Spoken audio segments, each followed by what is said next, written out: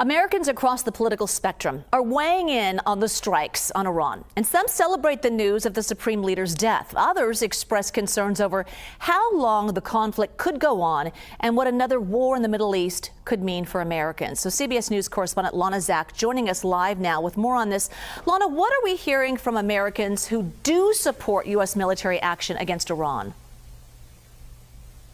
Well, Juliet, people have been talking about the Iranian regime's history of supporting terrorist organizations, attacks against Americans, as well as oppression against their own people. And we saw that reach a fever pitch recently with the death of protesters. And that is particularly true of Iranian Americans who have been taking to the street to express their support and also trying to explain that they have been waiting for so long for international intervention. And here's a little bit of what they have to say.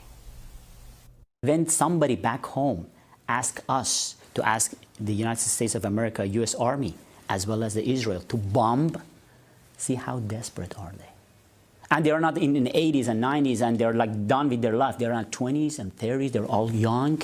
They say that this is our last resort. We are a very peaceful nation, not the regime, but the people are very peaceful. We are done with Islamic Republic. We don't want the ideology. We want peace with war. And so while there has been a lot of talk from the administration about whether or not regime change is on the table, and that the motivation for this was really about Iran's nuclear aspirations, what we're hearing from people across the country who are supportive of this action is really that they feel like it is an action that was overdue.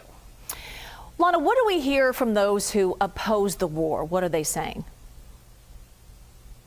Well, for people who are in opposition, some of them that were protesting today come from left-leaning organizations who are more opposed to any type of international intervention or war more generally. But then we've also been hearing from Americans who have expressed concern about how this action is going to affect all of us here at home, particularly when it comes to increased gas prices. Take a listen.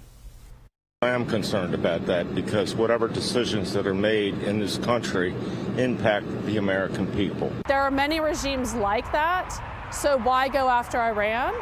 And also, who's to say what is going to take the place? What is the plan? And I don't feel like that has been communicated to the American public or to Congress.